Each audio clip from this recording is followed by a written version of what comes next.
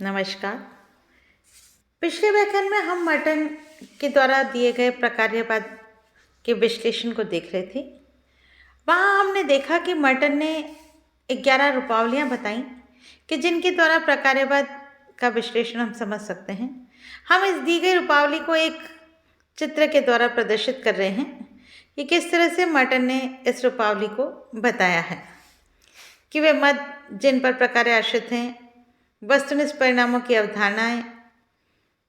फिर हम देख रहे हैं कि तीसरी बात प्रकार्यात्मक आवश्यकताओं की अवधारणाएं या इकाई की अवधारणाएं जिनके लिए प्रकार्य किया जा रहा है, वे यांत्रिकी जिनसे प्रकार्य संपादित होते हैं, प्रकार्यात्मक समकक्ष का विकल्प, संरचनात्मक बाध्यता, गतिकी और परिवर्तन की अवधारणाएं, प्रकार्यात्मक विश्लेषण के प्रमाणीकरण की समस्याएं और प्रकार्यात्मक विश्लेषण के वैचारिक निहितार्थों की समस्याएं। यह हमने कल के व्याख्यान में पढ़ लिया था। आज हम जो पढ़ रहे हैं वह है रूपावली के उपयोग। इसके क्या उपयोग है, इसका 3 तरह से वर्णन किया गया है। पहला कहा गया है सांकेतिक पथ प्रदर्शिका प्रदान करना। दूसरा, प्रकार्यात्मक विश्लेषण में निहित अभ्युपगमों एवं मान्यताओं तक सीधे मार्गदर्शन करना। तीसरा, समाजशास्त्री को संवेदनशील बनाना। जहाँ हम इसकी पथ प्रदर्शिका प्रदान करने की बात को देखते हैं, वह इसका महत्वपूर्ण उपयोग है। और इसका तात्पर्य क्या है कि रूपावली में न्यूनतम अवधारणाओं के सेट होंगे जिसके द्वारा समाजशास्त्री को विद्यमान विश्लेषणों के आलोचनात्मक अध्ययन के लिए भी पथ प्रदर्शिका के रूप में प्रयुक्त कर सकते हैं। इसका प्रयोग प्रकार्यात्मक विश्लेषण के लिए अनुसंधान की योजना तथा पूर्व के अनुसंधानों के विशिष्ट योगदान एवं कमियों को ज्ञात करने के लिए एक पथ प्रदर्शिका के रूप में उपयोग में लिया जा सकता है। दूसरी चीज़ है इसका प्रकारात्मक विश्लेषण में निहित अभ्युपगमों एवं मान्यताओं तक सीधे मार्गदर्शन करना। मर्टन ने लिखा कि सामाजिक संरचना में कुछ मान्यताएं केंद्रीय महत्व की हैं, कुछ कम महत्वपूर्ण, अन्य अमहत्वपूर्ण, उपेक्षणीय एवं परिहार्य है तथा कुछ अन्य अविश्वसनीय तथा गुमराह करने वाले हैं। अतः इसके द्वारा निहित मान्यताओं और अभ्युपगमों को स्पष्ट किया जाता है एवं उनको ज्ञात करने के लिए पथ प्रदर्शित किया जाता है। फिर समाजशास्त्री को संवेदनशील बनाना। ये एक महत्वपूर्ण उपयोग यह भी है कि अनेक प्रकार के प्रकारात्मक विश्लेषणों के संकीर्ण वैज्ञानिक निहितार्थों के प्रति संवेदनशील बनाया जाना। ये रूपावली सामाजिक अभियांत्रिकी से भी संबंधित होती है। इस तरह से 3 उपयोग बताए गए हैं कि रूपावली का किस तरह से उपयोग में लाना है। लेकिन हर चीज़ का जहाँ अच्छा है वहाँ उसकी बुराई भी ढूंढी जाती है। तो इसी तरह से इनके मर्टन के प्रकारात्मक विश्लेषण की भी आलोचना की गई।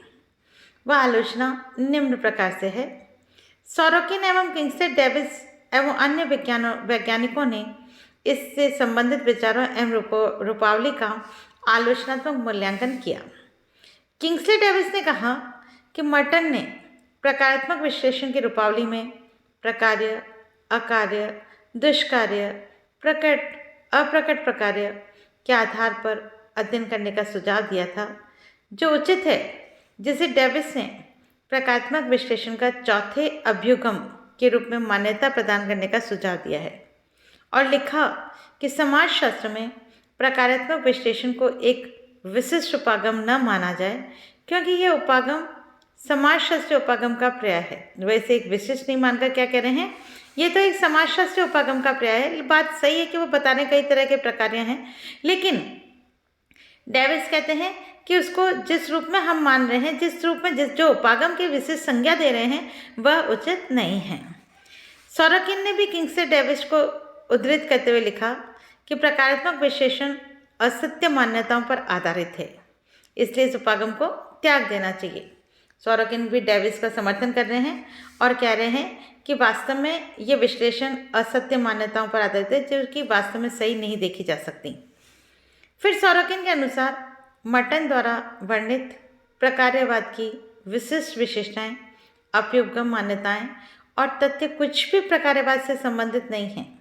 जो कुछ भी इसका नवीन लक्षण है वो इसका व्यवस्थित, केंद्रित व सावयवी एवं एक शताब्दी पूर्व के सामाजिक विचारों का ही नवीन नाम एवं पुनर्निर्माण है और इसी के रूप में प्रस्तुतिकरण भी है। सोरोकिन ने लिखा कि मर्टन के प्रकारवाद का सिद्धांत का सबसे सशक्त बिंदु वर्तमान के समाजशास्त्रियों और सामाजिक मानव शास्त्रियों के प्रमुख प्रकारात्मक विचारों का आलोचनात्मक परीक्षण है और इनकी सभी आलोचनाएं सारगर्भित हैं।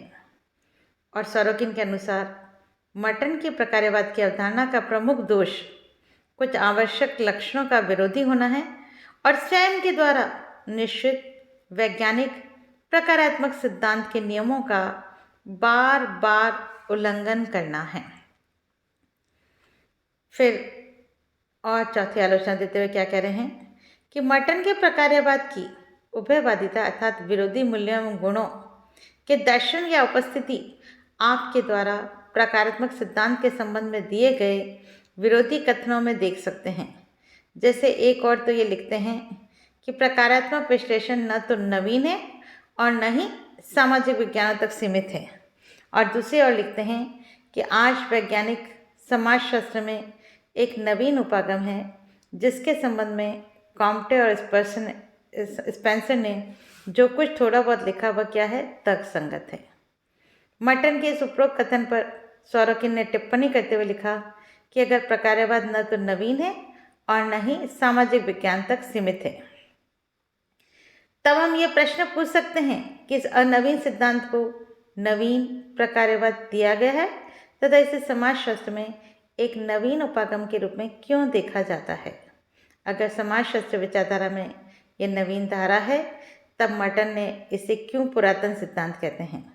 इस प्रकार के विरोधी कथन, विचार, निष्कर्ष आदि मर्टन के प्रकारवाद के अन्य लक्षणों और बिंदुओं में भी मिलते हैं। इस तरह से मर्टन के सिद्धांत का जहाँ प्रयोग में लिया गया वहीं इसकी आलोचनाएं भी की गई, क्योंकि हर चीज़ में कुछ कमियां भी होती हैं, लेकिन उसके बावजूद भी यह सिद्धांत काफ़ी उपयोगी रहा है। धन्यवाद।